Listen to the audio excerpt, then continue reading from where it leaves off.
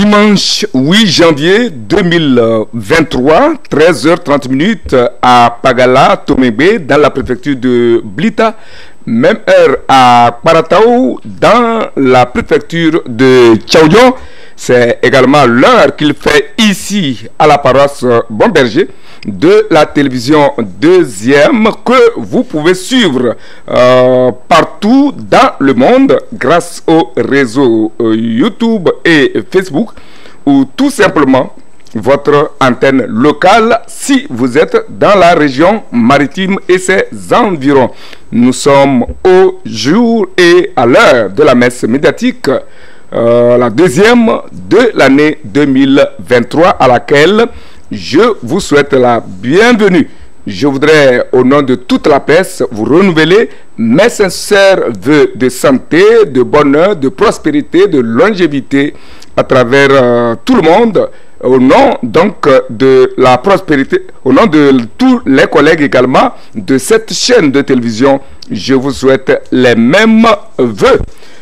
Alors, je suis très honoré ce dimanche d'avoir sur ce plateau une personnalité, sinon un responsable, un haut responsable de la presse. Je voudrais vous présenter El Hadj Tchaniao Arimiao, qui est directeur de publication du journal Nouvelle Opinion et puis président en exercice du Conseil national des patrons de presse CONAP, qui je vous prie de vous joindre à moi pour souhaiter les bienvenus ici et surtout lui souhaiter une très bonne et heureuse année à lui, à sa famille et à ses collaborateurs. Que la paix du Christ et d'Allah les arrose tous les jours que Dieu fait. Mon président, bienvenue. Merci Eric pour tous ces vœux. Et à mon tour, je voudrais saisir vos micros pour souhaiter une heureuse année. Pas seulement à l'ensemble des journalistes du Togo, mais à tous les Togolais également, puisque nous travaillons pour le Togo. Nous travaillons pour les Togolais. Donc, si nous nous souhaitons à nous-mêmes la santé et la longue vie, il est de bon ton que nous souhaitons la même chose à tous les Togolais qui nous suivent, qui nous lisent, qui nous écoutent et qui soient attentionnés à tout ce que nous faisons au quotidien. Je voudrais dire que la santé se joigne à la longévité chez tout le monde, y compris chez les autorités qui travaillent d'arrache-pied pour le bien-être de nous tous ici au Togo. Santé, oui, parce que si vous avez la santé, vous allez avoir l'espoir à tout. Longévité, oui, mais à quoi ça nous sert d'avoir la santé quand on n'a pas la longue vie? Et ça ne nous servirait à rien d'avoir la longue vie quand on n'a pas la santé. C'est pour cela que j'ai dit que Dieu nous joigne les deux pour corroborer tout en beauté pour cette nouvelle année 2023. C'est une année de réussite pour nous, de la presse et pour tout le Togo. Merci. Je suis aidé sur le plan technique par par un autre El Hadj. Lui, c'est le petit El Hadj Ibrahim Mati. Et de l'autre côté, c'est la charmante Aoui Simone, qui nous mettent en orbite pour être vus un peu partout. 4 chapitres. Nous attendons éventuellement l'arrivée de Germain Pouli, qui certainement va nous rejoindre d'un instant à l'autre. C'est notre deuxième invité à cette messe. 4 chapitres au menu de l'évangile de ce jour, à savoir la visite fructueuse du chef de l'État au Mali, l'attaque du 1er janvier dernier dans le Grand Nord, le démarrage de l'application du nouveau code de la presse, et c'est à cela que je salue la disponibilité du président du Conseil national des patrons de presse, qui nous dira tout sur les tenants et les aboutissants de ce code, et puis le retour sur quelques aspects du message vœu du chef de l'État. Voilà. En effet, mon président, le chef de l'État, Faure Sozman Gnassingbé, était au Mali le 4 janvier dernier, où il a eu des entretiens avec son homologue Assimi Goïta. Avons-nous appris par presse interposée et réseaux sociaux interposé et confirmé par le service de communication de la présidence de la République, sauf que nous ignorions les raisons de cette visite en ce moment où le Mali a des démêlés avec la Côte d'Ivoire en détention, à cause de l'affaire ivoirien encore en détention. En détention, ce pays. Vendredi, on apprend que les 46 Ivoiriens ont été libérés par grâce présidentielle. Y a-t-il, mon président, ici présent, y a-t-il un rapport avec cette mission de Faure Gnassingbé et la libération des 46 militaires? Non, je crois que à la dernière rencontre de la CEDEAO à Abuja, il avait été décidé par l'ensemble des chefs d'État présents que le président togolais, qui, dès que la situation était devenue délétère entre la Côte d'Ivoire et le Mali, avait déjà commencé par travailler à ramener la cohésion, à ramener l'entente, à ramener la paix. Souvenez-vous que c'est sous l'égide toujours de Faure Gnassingbé que sur les 49 au préalable, oui, 3 femmes avaient été libérées. Et donc, Faure Gnassingbé, le président togolais, a été renforcé dans ses positions par ses pairs pour continuer par travailler à ce que le calme, à ce que la paix, à ce que l'entente revienne entre la Côte d'Ivoire et le Togo. Et qui connaît Faure Gnassingbé sait que Faure Gnassingbé, c'est un président qui a pour socle, pour aller au développement, prend avant tout la cohésion, la stabilité, la concorde nationale et la paix. Lors de la dernière élection présidentielle, les Togolais, comme le monde entier, n'oublient pas que c'est sur ces éléments clés que Faure Gnassingbé posait sa campagne. C'est vrai que Faure rêve de voir un Togo se développer et il s'y travaille, mais Faure Gnassingbé sait que si le Togo est stable, Faure Gnassingbé sait que si le Togo a la cohésion et que hors de nos frontières, dans notre espace sous-régional, ça ne va pas. Ça veut dire que nous ne sommes pas également en paix. C'est pour cela que lorsqu'il a été relancé dans ses positions de négociateur, Faure Gnassingbé ne s'est pas donné du répit. Il n'a pas été que seulement au Mali. Il a été tantôt en Côte d'Ivoire, tantôt au Mali. Et je crois que c'est dans ce rôle régalien que le président Faure Gnassingbé faisait ses visites. La dernière fois qu'il a été, c'était au Mali. Et les résultats, heureusement, sont tombés. Au lendemain, je crois, si je ne me trompe, de son départ du Mali. Il a fait un saut en Côte d'Ivoire. Il a fait un saut en Côte d'Ivoire, puis le Mali, le président Goïta, a fait grâce aux 46 prisonniers ivoiriens qu'il détenait, qui étaient d'ailleurs condamnés pour 20 ans de prison ferme et qui ont recouvré leur liberté. Faure Gnassingbé prouve, non seulement aux Togolais, mais aux yeux du monde, qu'il est un grand homme, qu'il est quelqu'un qui sait jouer la démocratie et qu'il a les moyens de faire à ce que la paix règne partout où il passe ou partout où elle est troublée. Aujourd'hui, c'est une victoire, pas seulement de Faure Gnassingbé, du Togo, mais de la CEDEAO également, et par ricochet du monde entier. Vous avez vu que ni les Maliens, ni les autorités ivoiriennes, et ni les 46, ils ne sont pas ingrats. Chacun, comme il le peut, a essayé de prouver sa gratitude, sa reconnaissance à cet acte humain, cet acte de grandeur que Faure Gnassingbé, notre président, dont aujourd'hui nous pouvons davantage nous dire, être fiers, a pu poser. Les autorités maliennes l'ont salué à travers un bon communiqué que tout le monde a pu apprécier. Les autorités ivoiriennes également, et cela ne s'est arrêté là. Les 46 ont choisi de faire escale utile. Je dis bien escale utile parce qu'ils savent que c'est d'ici que tout est parti, que c'est ici que cet homme qui leur a fait recouvrer leur liberté se retrouve et qu'il fallait venir lui faire allégeance, qu'il fallait venir lui marquer la reconnaissance. Ce fut fait nous l'avons vu. Et donc, tout ce que nous pouvons faire, c'est de féliciter fort, de dire que oui, le Togo a gagné. Et d'en être fier. Hein? D'en être fier et dire que notre pays a gagné. Et que Dieu fasse que la stabilité s'ancre davantage dans les différents pays de la CEDEAO, également dans les différents pays du monde entier et de toute l'Afrique, et pour que le monde puisse gagner et pour que nous puissions, dans nos pays respectifs, booster le développement. Oui.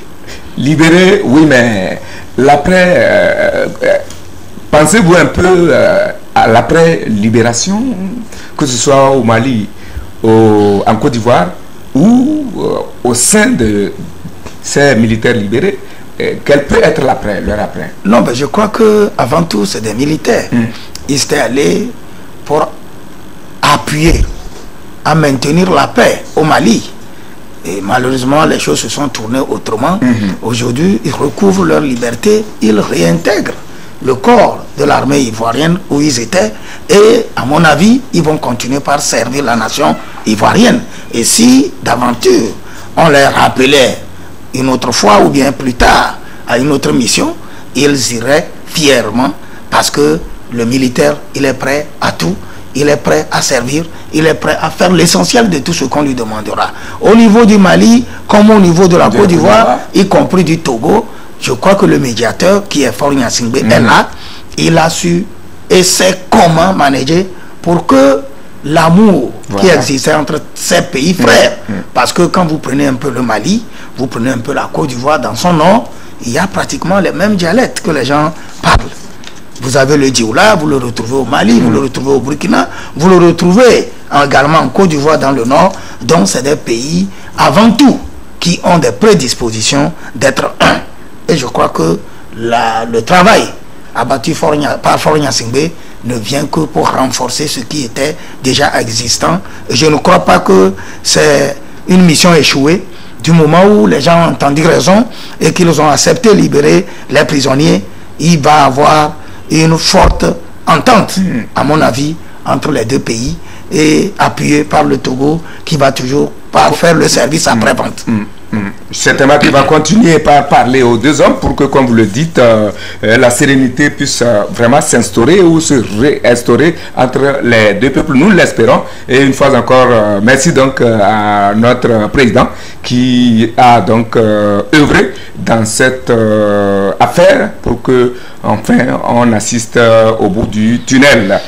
Le dimanche 1er janvier 2023, alors que les gens revenaient du réveillon, du Nouvel An et se préparaient pour la fête du Nouvel An, les populations d'une localité de la préfecture des Savanes, de l'Oti, de préfecture des Savanes, c'est ça, la région de la région des Savanes, voilà, s'étaient vues contraintes à se cacher ou à se livrer à la débandade, et pour cause, mon président, les terroristes ont encore frappé, faisant 4 morts selon les informations. Alors, décidément, on est loin de sortir de cette situation malgré tous les efforts que le gouvernement, sous l'égide du chef de l'État, continue par prendre. Et voilà, cette nouvelle attaque doit vraiment nous faire réfléchir encore. Tout en présentant mes condoléances aux familles éplorées, et tout en me mettant du côté de la douleur des populations de la savane, je voudrais passer par vos écrans pour dire une fois encore félicitations et courage à nos forces de défense et de sécurité qui depuis un bon moment, à mon avis, cela ne m'engage qu'à moi seul, font du bon travail au niveau de la région des Savanes. Vous savez, ces malfaiteurs ont un agenda que si les forces de défense et de sécurité, si le président de la République, l'armée togolaise ne prenait garde ou ne portait pas assez de gants et ne se mettait pas totalement à la disposition et dans les dispositions sérieuses pour nous protéger, les dégâts ne devraient pas être ce que nous avons. C'est vrai que de temps en temps, nous perdons certains des nôtres, mais j'admire leur courage, leur bravoure, et c'est le peuple togolais tout entier qui doit se mettre en synergie pour leur donner courage, pour leur dire que oui, nous savons que vous êtes là. Je vais vous dire quelque chose de très facile, de très simple. Quand vous avez des situations comme ce qui se passe dans les savanes, et que vous tournez à gauche, vous ne voyez aucun militaire, vous ne voyez aucune force de sécurité, de défense, vous avez la peur au ventre. Mais le simple fait de tourner et de savoir qu'ils sont présents, vous savez que vous êtes protégés. Vous savez que vous avez des gens, des anges gardiens qui sont là pour vous. Donc courage et chapeau à eux. Et je crois que ce n'était pas une surprise, non seulement pour les populations de la savane, ni pour les forces de défense et de sécurité, parce que les terroristes aiment toujours frapper au moment où les gens sont en joie. Vous avez vu que lors de la dernière Tabaski, il y avait un drame de ce genre qui avait frappé, et les gens, au lieu de faire la joie, étaient plutôt en deuil. Donc, rebelote, les gens ont envie toujours de nous attrister. D'où le nom d'ailleurs terroriste. Terrorisme, c'est semer la terreur partout. C'est de ne pas laisser les gens avoir la joie, ni jouir ou vivre de façon décente. Donc, ce qui s'est passé le premier, l'armée togolaise a répondu une fois encore de façon spontanée. Malheureusement, il y a eu des victimes, mais je crois qu'il faut que les Togolais encouragent cette armée-là. Il faut que les Togolais se mettent en hauteur pour cesser de penser que ce combat n'est que le combat de Faure Gnassingbé et de son gouvernement, que c'est le combat de l'armée togolaise, mais tous les Togolais, vous et moi, et ceux qui sont dans les savanes, même dans la région maritime et dans les tréfonds de notre pays, chacun doit faire sien cette bataille, parce que c'est le Togo tout entier qui est en danger. Aujourd'hui, les gens pensent que c'est dans les savanes. Tout le temps, nous parlons des savanes. Si on lâche, si on croit que ce n'est pas notre affaire et que c'est une affaire qui engage l'armée, demain, nous serons surpris. Vous avez vu ce qu'a été récemment le Burkina, avant l'arrivée du capitaine Ibrahim. Donc le Burkina était mis en lambeaux pratiquement, où une bonne partie du Burkina n'était plus fréquentable. C'est aujourd'hui que le Burkina travaille à reprendre ses terres, à se retrouver. Et donc le Togo, avec l'armée, que j'encourage, que j'admire, ne va pas laisser les choses pourrir avant de courir derrière un rattrapage. Vivement que le soutien digne de nom vienne à cette armée et que les Togolais se sentent concernés pour que nous tous, nous nous mettons en synergie pour continuer la lutte. Oui, nous allons nous mettre en synergie, mais qu'est-ce que chacun de son côté devrait concrètement faire, puisqu'il faut que nous le sachions, pour pouvoir apporter sa pierre à la lutte contre ce terrorisme. C'est vrai, on parle de la solidarité, de l'implication des populations, mais est-ce que les populations savent concrètement ce que chacun devrait faire pour pouvoir apporter sa contribution? Vous savez que dans un passé récent, il y avait cette méfiance entre les populations civiles et militaires, où les gens pensaient que les militaires c'était les adversaires des civils.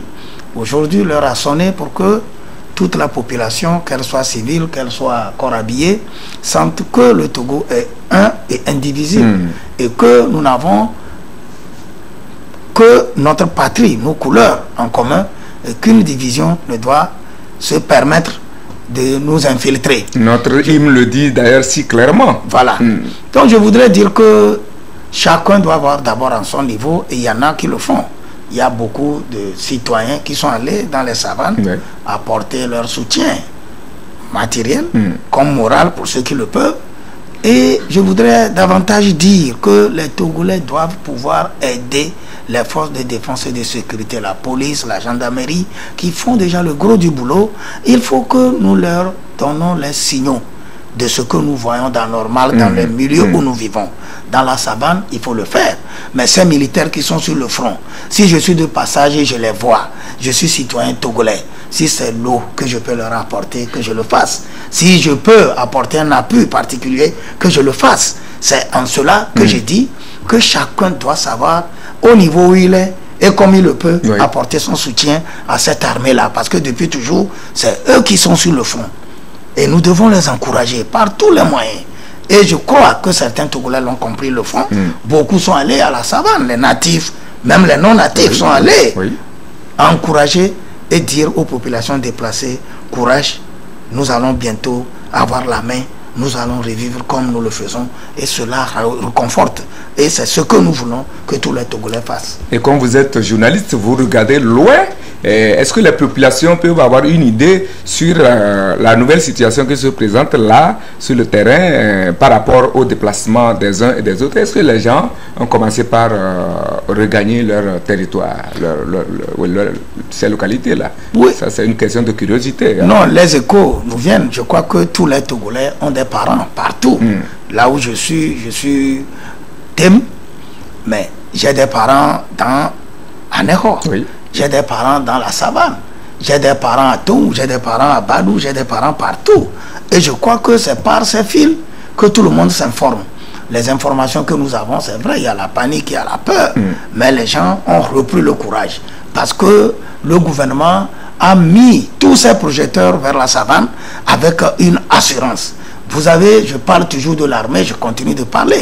Les services de renseignement font le gros du boulot. L'armée est présente dans la savane. Et j'ai dit ici que le simple fait qu'on ait la présence de nos militaires, une présence régulière et constante, et permanente, rassure les populations, et les gens ont commencé par regagner leur domicile respectif. Ça, c'est une très bonne nouvelle. Et mon président, puisque c'est rarement que je vous trouve, quand je vous attrape, je vais vous creuser jusqu'au sous-sol de ma curiosité.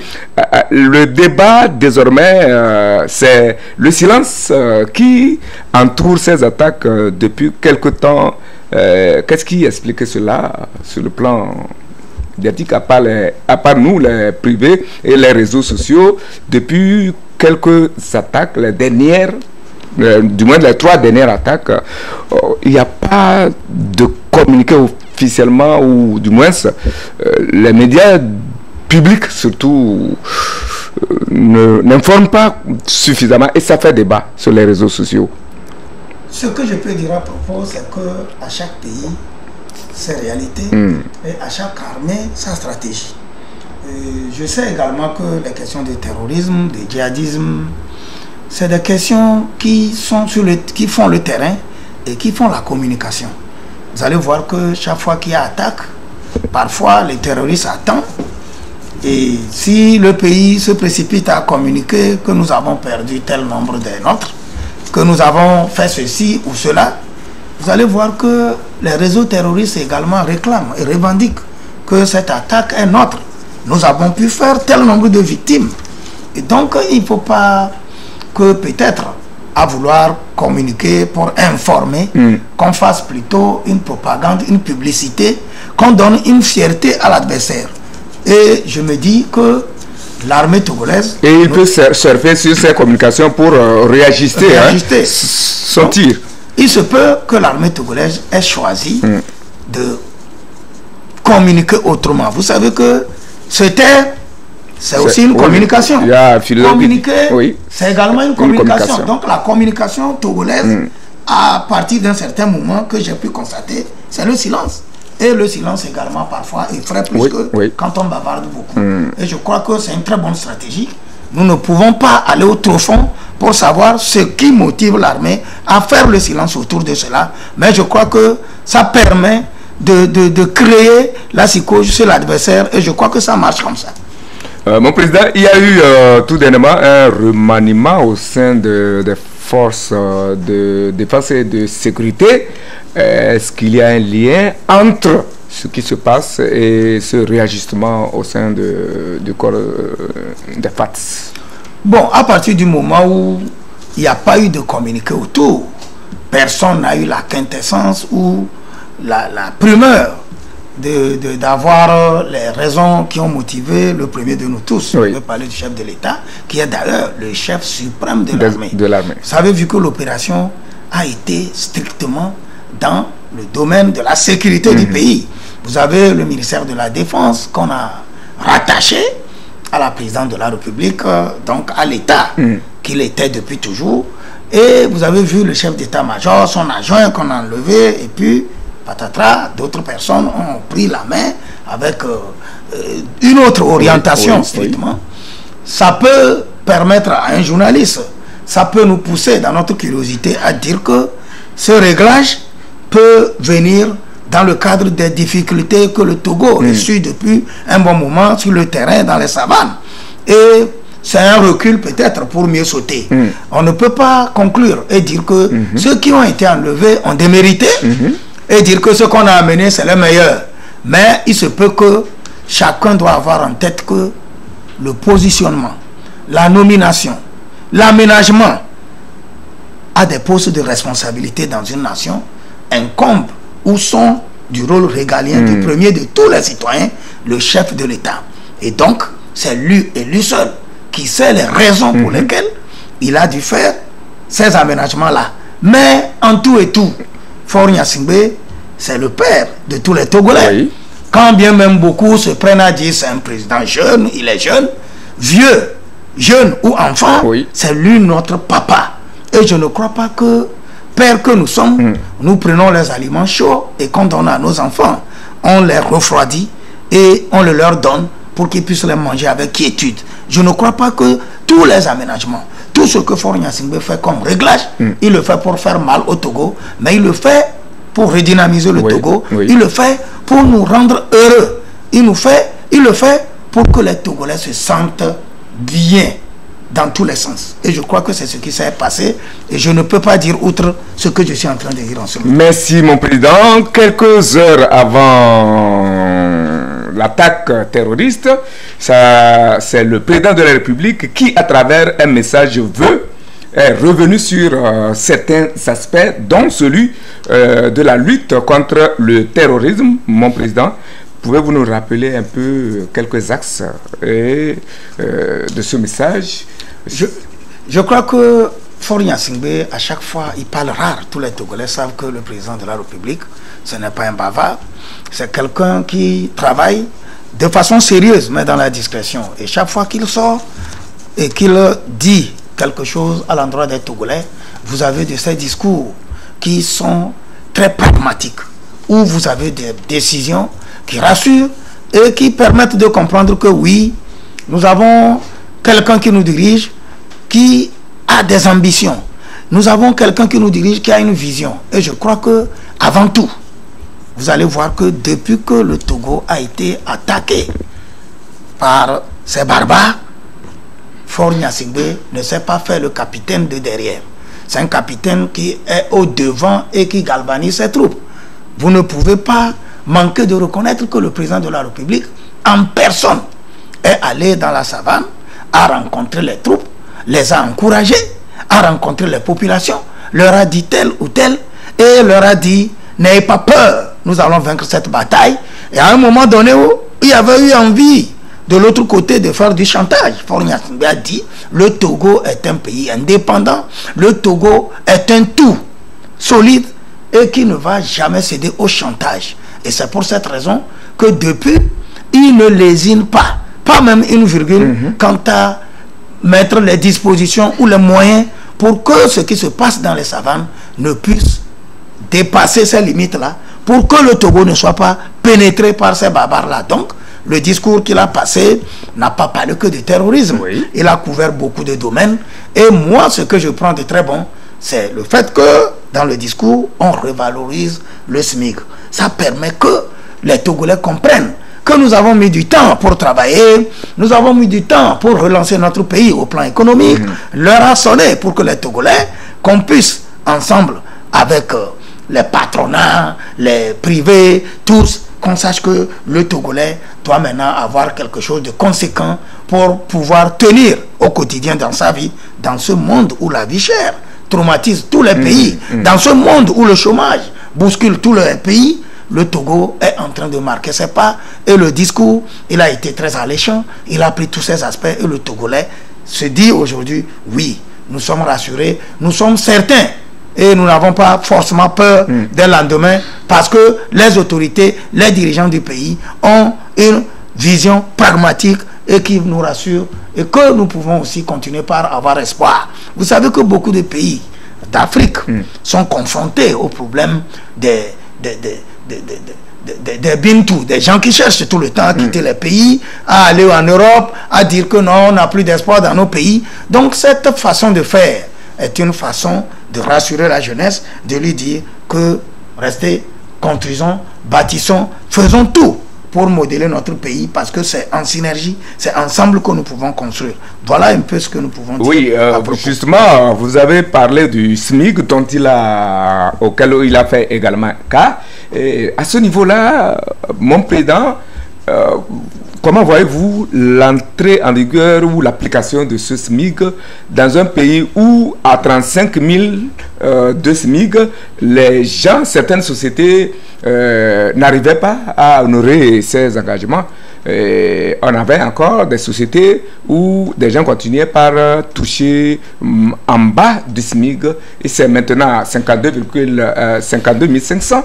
Est-ce que celui qui n'arrivait pas à payer 35 000 peut maintenant facilement se souscrire à 52 000? Comment ça va se passer, mon président? Je crois qu'il ne faut pas que les gens confondent que c'est un décret que le chef de l'État a pris dans son discours, parce que l'augmentation ou la revalorisation du SMIC se discute entre patronats, entre sociétaires, entre différents responsables, puisqu'il y a le dialogue social où le ministre de la fonction publique tout le temps rencontre les acteurs de la vie sociale du pays, et c'est ensemble qu'ils se sont convenus et qu'ils ont pris ces dispositions-là que le chef de l'État a fait seulement que de porter à la connaissance des populations que nous sommes en train d'aller dans une nouvelle ère, que nous sommes en train de voir le Togo autrement. Donc ce n'est pas fort qui est resté dans son bureau unilatéralement et qui décrète que désormais le SMIC va aller à 55 000.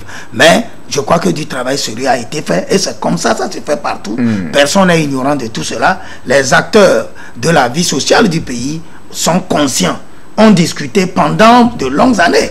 Vous savez que ce n'est pas d'aujourd'hui que les Togolais posent sur la table des discussions la question du SMIC. Et ça a pris le temps que ça prendra. Maintenant, je crois que l'heure a sonné, tout le monde a compris l'idéal de quitter les 35 000 pour aller aux 55, et je crois que ce n'est pas trop. 52 000, et c'est une très bonne chose, et je crois que les gens feront le maximum d'efforts pour répondre présent. L'autre aspect, c'est les élections aussi bien régionales que législatives qui avancent. C'est l'année électorale. Il n'a pas passé sous silence cela. Et là-dessus, il a encore commencé par mettre dans l'esprit des gens l'importance de ces élections et puis tout ce que ça va entraîner, mon président. Oui, je ne vais pas être celui qui va le dire ici. Tous les Togolais savent que Faure Gnassingbé, c'est un président, et il respecte la loi, il respecte tout. Il ne veut pas mettre le pays dans un chaos où on essaie, où on va, on ne sait à quoi s'en tenir. Et vous savez également que quand on amorce une marche démocratique, quand on se lance dans la voie de la démocratie, comme notre pays l'a fait dans les années 90, il reste des réglages à faire pour qu'on dise que oui, le pays est dans la voie démocratique. Je veux faire allusion au Millennium Challenge, où le Togo est aujourd'hui admis au programme à l'impact, où tout le monde sait qu'il y a des suivis, des mécanismes que le monde entier regarde pour dire que oui, ce pays est vraiment dans une marche démocratique. On ne peut pas être dans un pays où, à terme, on refuse d'organiser des élections.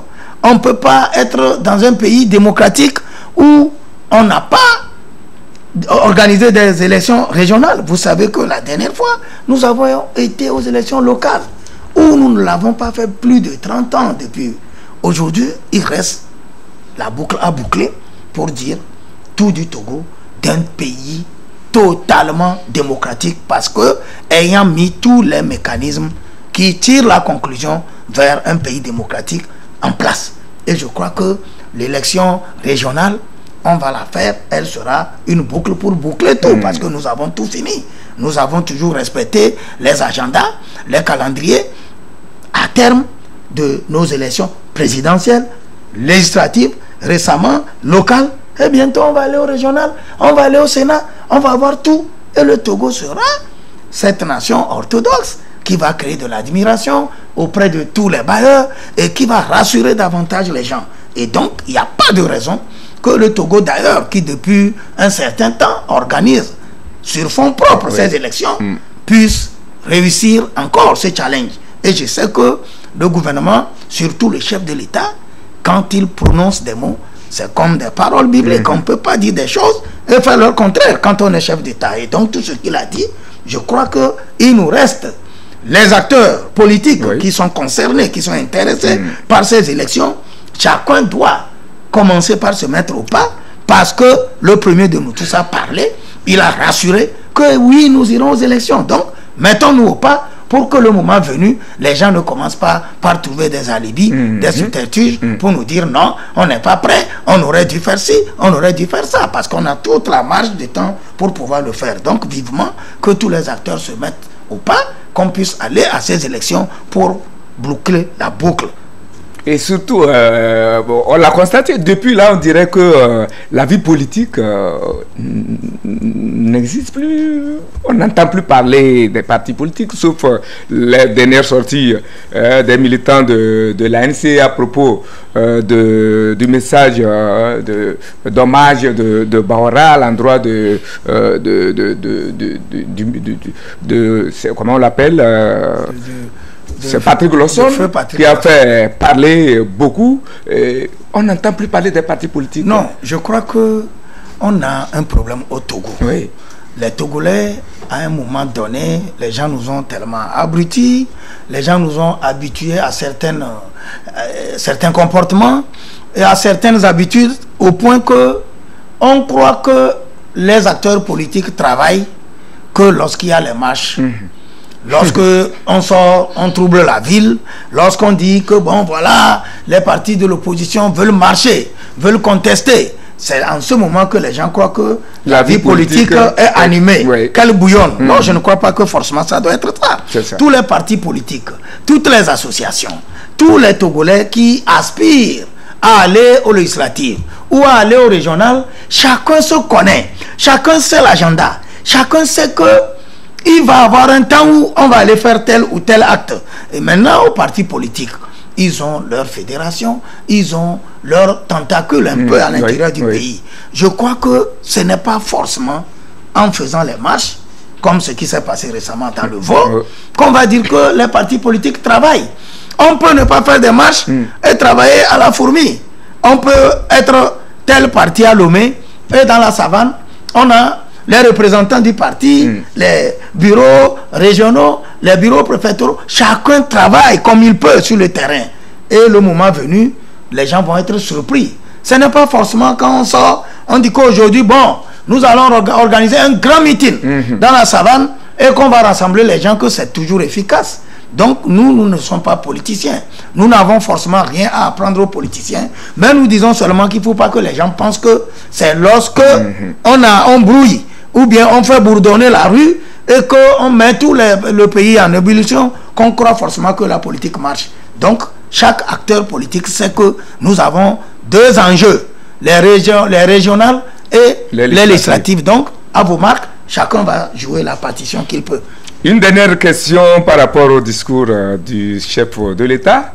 Les gens l'attendaient, ce discours, à 20h à la TVT, mais c'est plutôt à 16h chrono que le chef de l'État a dû anticiper pour faire son message, alors qu'on l'attendait plutôt à 20h.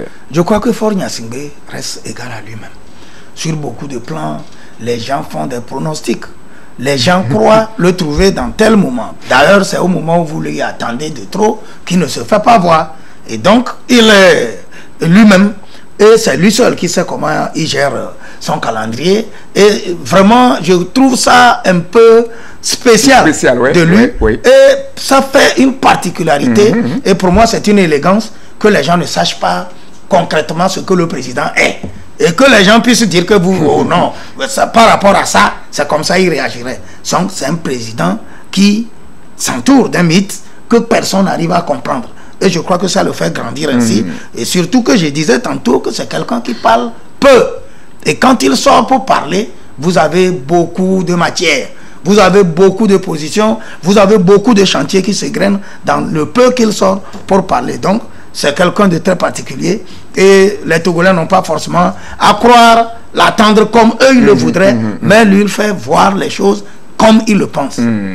Et pour l'intérêt de la nation. On l'attendait, mais certains sont restés sur leur soif jusqu'à la fin des 26 minutes chrono que a duré le discours, le message.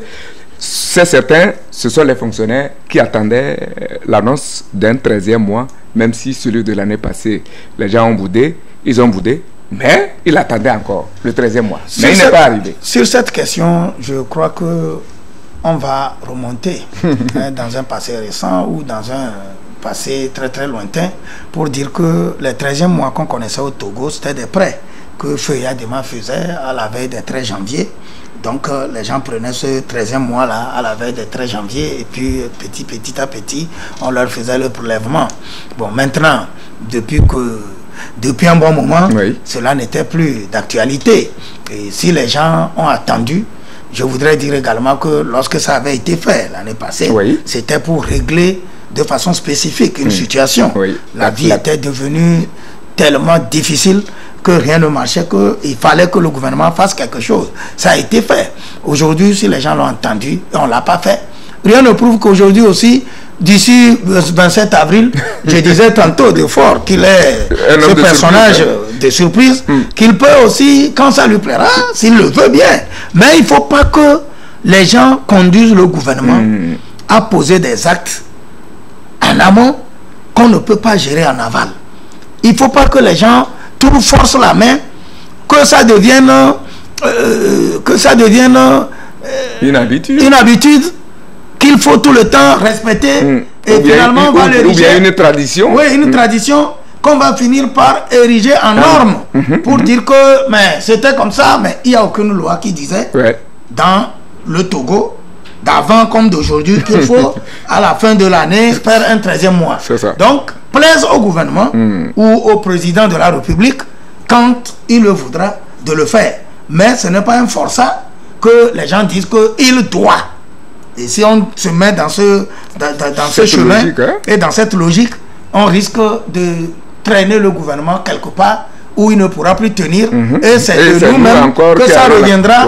On sera du plus à dire, bon voilà, ils prennent des actions qu'ils n'arrivent pas à assumer. Donc je ne crois pas que le président de la République ni Madame le Premier ministre sont sur ce chapitre, sur ce chemin où on va aller traîner les populations dans un inconnu. Je ne crois pas.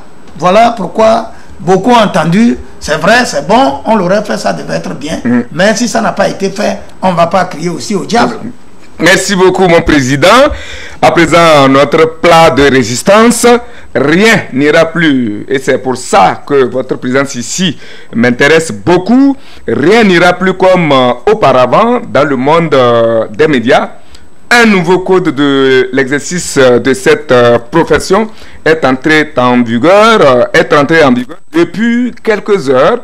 L'annonce avait été faite lors d'une conférence de presse organisée par la Haute Autorité de l'Audiovisuel et de la Communication que je salue au passage. Ce n'est pas pour rien que j'ai donc sur ce plateau le président du conseil de presse. Il va nous dire les tenants et les aboutissants de ce nouveau code. Mon président, comment au CONAP vous avez accueilli disons cette reconversion de la presse, ou du moins ce nouveau code de la presse? Le code, je rappelle, a pris effet le 7 janvier, c'est-à-dire ce vendredi. Oui. Mais je voudrais également dire que le code n'est pas tombé du ciel. Le code a suivi un processus inclusif où nous tous, nous avons été acteurs. Et si nous voulons remonter l'histoire, nous allons parler de 2014 avec les États généraux de Balimé, où beaucoup de choses ont été discutées. Je n'ai pas le temps de rappeler tout ce qui a été dit. Nous-mêmes, nous avons travaillé aux côtés du gouvernement, aux côtés de la HAC, presque tous les acteurs de la presse étaient là. Et c'est comme ça que le processus a évolué. Et récemment, nous avons travaillé plus de 3 ou 4 mois avec l'ensemble des acteurs, où le code finalement a été adopté et promulgué le 7 janvier 2020. Et rappelons-nous que par rapport à ce code, nous-mêmes nous sommes donné 1 an. Et le gouvernement nous donna 2. Et au niveau de l'Assemblée, on a fini par nous donner 3 ans de moratoire. Et c'est ce moratoire qui a pris fin le 7 janvier dernier. Et le moratoire, c'était quoi?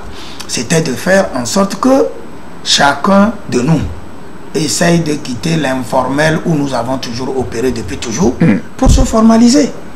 Et donc, on ne va plus être directeur de publication, on ne va plus être organe de presse en étant présent que dans un sac. Il faut que nous ayons une identité, qu'on sache que nous sommes une société de presse. Une société où il y a un directeur, tous les collaborateurs, la comptabilité et tout ce que vous pouvez imaginer. Et que, qui parle de société, veut dire qu'il y a toute la disposition sociétale qui est là-bas. Et beaucoup n'étaient pas des sociétés, moi-même des établissements. Et donc le code nous a laissé 3 ans de moratoire pour nous conformer à tout cela. Certains ont pu s'accommoder, certains ont pu se convertir et devenir des sociétés. Et aujourd'hui, la HAC nous a rappelé pour nous donner les b.a.-ba de ce code-là, quand bien même il fait déjà 3 ans de vie, pour que ceux qui n'étaient pas à jour essayent rapidement de se mettre à jour avant que l'application effective de ce code que nous nous sommes donné, une loi que nous tous, je disais de façon inclusive, nous avons participé et avons travaillé à mettre sur pied et qui doit s'appliquer à nous. Nous devons nous mettre encore ensemble pour faciliter l'application de cette loi-là. C'est ce rappel que nous avons ensemble eu avec le président de la HAC et tous ses collaborateurs. On nous a rappelé à l'ordre. Vous allez voir que depuis que nous avons rencontré la HAC mercredi dernier, les gens n'ont cessé d'accourir pour soit se conformer, pour soit faire le nécessaire pour être en règle. Et je crois que c'est un code que personnellement je salue et apprécie. Parce que je peux avoir des milliards, je peux beau construire le meilleur bâtiment, je peux beau avoir des volontés, mais je ne peux pas devenir pharmacien. Vous voyez, au niveau de l'ordre des pharmaciens, il y a une discipline. Au niveau de l'ordre des médecins, il y a une discipline. On ne peut pas se lever et s'improviser et dire, bon voilà, j'ai des milliards, donc je mets la plus grosse pharmacie au Togo. Vous êtes obligé avec vos milliards d'aller chercher un pharmacien de formation avant de venir créer et implanter. Vous serez obligé d'être derrière parce que vous n'êtes pas pharmacien. C'est quand même bizarre que dans notre métier, on retrouve des maçons, on retrouve des menuisiers, on retrouve des fleuristes, on retrouve tout eux qui sont patrons. Moi, je crois que quelque chose que j'aime dans ce code, c'est le fait que on veut que notre travail soit effectivement un métier. Que la presse, le journalisme devienne un corps de métier comme tous les autres. Je voudrais rappeler ici que c'est pour corroborer tout.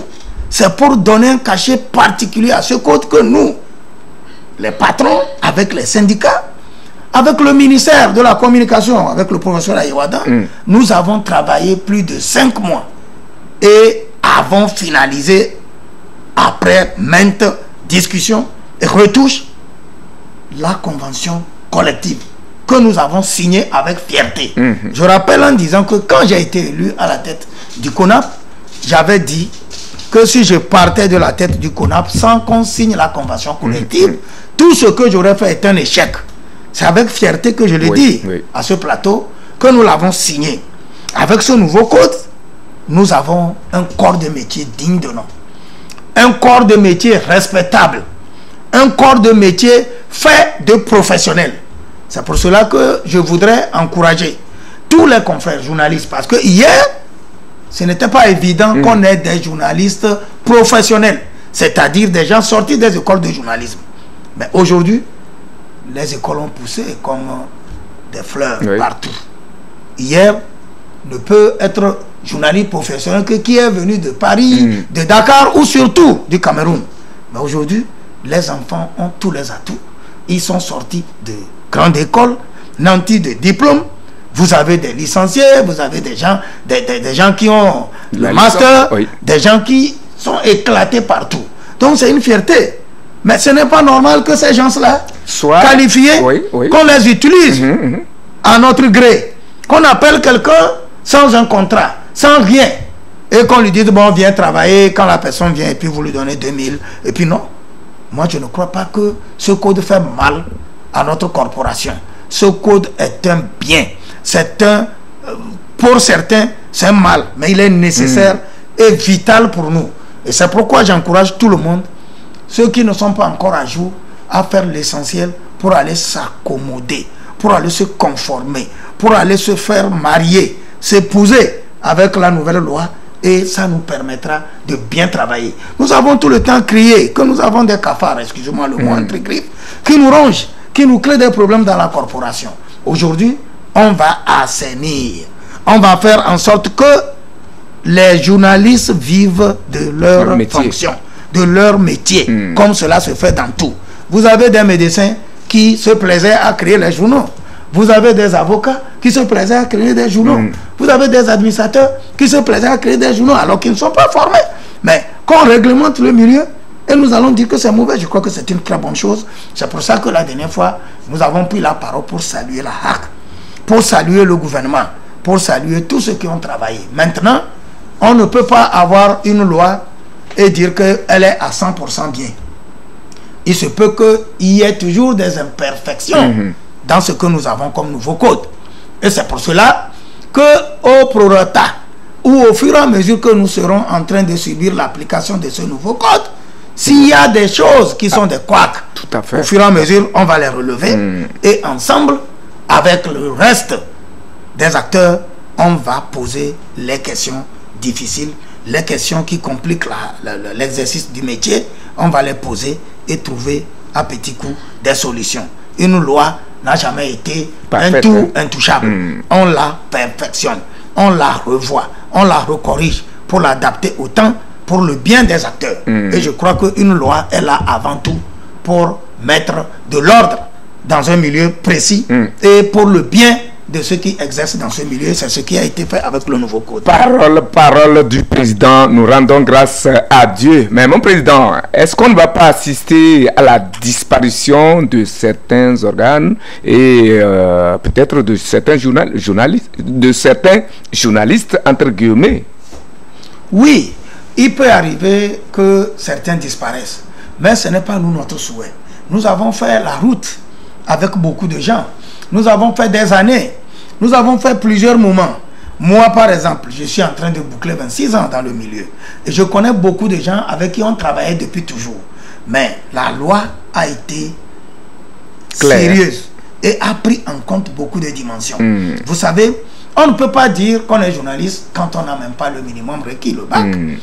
Le bac, parce que le travail que nous faisons, c'est un travail qui est basé sur le français. On ne peut pas ne pas pouvoir le faire. Mais aujourd'hui, on a autorisé quelqu'un qui a le bac et qui a déjà fait 10 ans. Il peut être directeur. Mais quelqu'un qui a une licence, qui n'est pas une licence de journalisme, ou un BTS qui n'est pas un BTS de journalisme et qui a déjà exercé dans une rédaction 3 ans, il peut passer. Mais qu'on nous dise qu'on n'a rien du tout et on veut exercer, je crois que nous-mêmes, si nous le disons à vos plateaux, ou si nous le brandissons partout, nous ne nous faisons pas sérieux au vu des populations. Donc, il y a de ces réglages-là qui ont pris en compte tout. Et je crois que s'il doit y avoir des gens qui n'ont pas pu réussir à cet examen qu'on nous fait aujourd'hui, ça veut dire que quelque part ils ont manqué une petite volonté, parce qu'au moment où ce code a été voté, ceux qui n'ont pas été dans les écoles, ceux qui n'ont pas telle ou telle situation avaient la possible voie d'aller se faire former, d'aller se faire ceci ou cela. Mais dans l'ensemble, je ne voudrais pas dire que les meilleurs journalistes, c'est ceux qui sont nantis de diplôme. Ailleurs, vous avez des gens qui n'ont même pas le bac, mais c'est le meilleur des journalistes. Une chose est de dire que le prévier est mauvais, et l'autre chose aussi est de voir le cas de Dupoussin. Donc, je sais il y a des journalistes qui sont très bien, qui n'ont jamais eu le bac, qui n'ont jamais eu même le BPC. J'en connais un qui aujourd'hui n'est pas de ce monde, paix à son âme, je ne donne pas le nom. Suivez mon regard, vous comprenez. Il était très bon, le doyen. Il faisait du bon boulot, mais il n'avait pas le BPC, il n'avait pas le bac, il n'avait pas quoi que ce soit, mais il travaillait très bien. Et je crois que c'est de ces choses que je parle en disant que nous allons subir l'application de la loi et avec le temps, nous allons au prorata voir ce qu'il faut faire comme réajustement pour que tout le monde se sente dans la nasse, que tout le monde se sente dans la danse. Merci mon président. Avez-vous un appel en votre qualité de président du Conseil national des patrons de presse? L'histoire retient que c'est avec vous que le nouveau code de la presse a été voté et promulgué, puis donc adopté et puis appliqué. C'est encore avec vous qu'on reconnaît que la convention collective a été signée. Vous devez en être fier.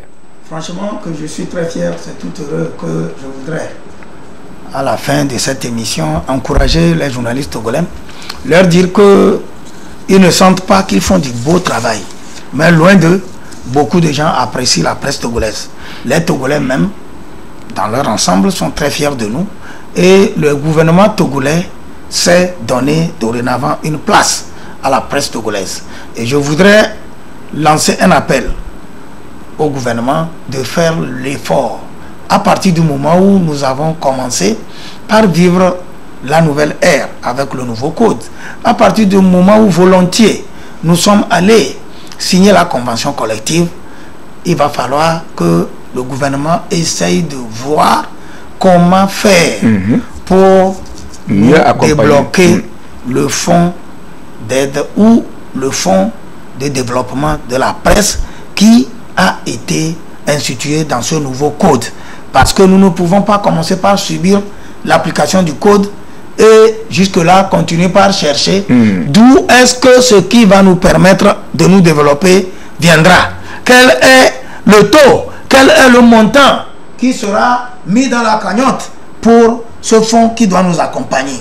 Mais enfin, je voudrais dire à tous les Togolais de faire espoir, de se dire qu'il faut faire confiance à ceux qui nous dirigent et que c'est dans l'ensemble et en synergie et dans la bonne foi et la sincérité, dans la paix et la concorde que nous pouvons construire notre Togo.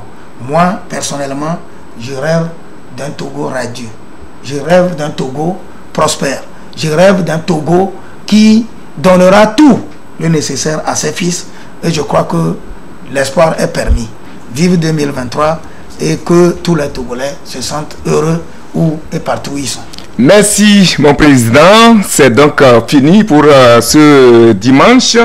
Merci de nous avoir suivis.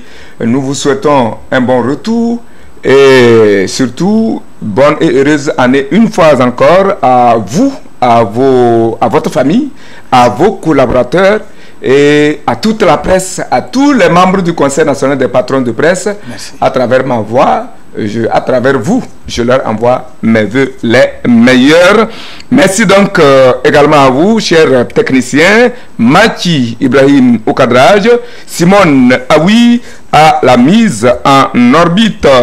Nous vous souhaitons une bonne fin et un bon début de semaine à toutes et à tous. Améliorer la vie matérielle, c'est améliorer la vie morale. Faites des hommes heureux, vous les rendrez merveilleux. Améliorer la vie matérielle, c'est améliorer la vie morale. Faites des hommes heureux, vous les rendrez merveilleux. Gabriel Marcel. Bonne méditation et à dimanche prochain.